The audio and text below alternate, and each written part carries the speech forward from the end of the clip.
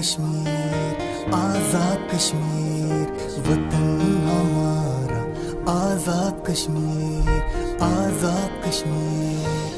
کہ آپ جو لوگ پچھلے 7 دہائیوں سے اپنی آزادی کی جدوجہد کر رہے ہیں، لاکھوں کی تعداد میں بچے، بوڑھے، جوان، بزرگ، خواتین، مرد اپنی جانوں کا نذرانہ دے چکے، لیکن ظالم بھارتی فوج کے آگے خود کو سرنگو نہیں کیا، خود کو نہیں جھکایا، اور اپنی آزادی کی جدوجہد، جذبہ، جنون انہوں نے آج تک زندہ رکھا ہوا ہے. اور ان کے اسی جذبے کو دیکھ کر پوری دنیا آج کشمیر کے مسئلے کو اس خطے کے لیے ایک مسئلہ اور اس کو حل طلب مسئلہ سمجھتی ہے، جانتی ہے. اور انشاءاللہ تعالی آئندہ آنے والے دن انشاءاللہ تعالی یہی نسل جو آج زندہ ہے اپنی آنکھوں سے کشمیر کی آزادی دیکھے گی انشاءاللہ تعالی. میرے کشمیری بہن بھائیوں، میں ایک دفعہ یہ دعا کرتا ہوں کہ اللہ تعالیٰ جو ہمارے دشمن ہیں ان کو راہ راست پہ لے آئے، جو ہمارے اس ملک کے غدار ہیں میں نام لے کر دعا کرتا ہوں کہ اللہ تعالیٰ الطاف حسین کو ہدایت دے،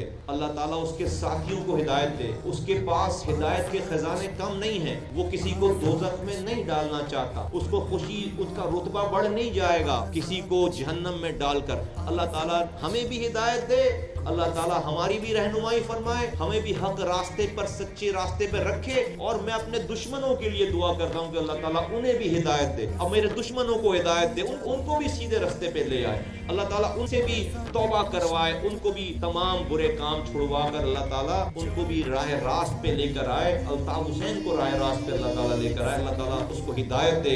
اور بھی جتنے لوگ گمراہی میں پڑے ہیں اللہ تعالیٰ ان کو بھی ہدایت دے، تاکہ یہ دنیا سکون کی دنیا ہو، یہ دنیا اچھی دنیا ہو، اور سب جو ہے وہ ہنسی خوشی جس کا جس چیز کو دل چاہے وہ کرے، اور انسانیت محفوظ ہو، انسانی جانیں محفوظ ہوں. اور ہم یہ علم لے کر نہ کہ صرف یہاں بلکہ دنیا بھر کے مسلمانوں کے لیے اور انسانوں کے لیے ہمیں اللہ تعالیٰ استعمال کرے، ہدایت کے لیے استعمال کرے. پاکستان زندہ باد، پاکستان زندہ باد. وطن ہمارا آزاد کشمیر.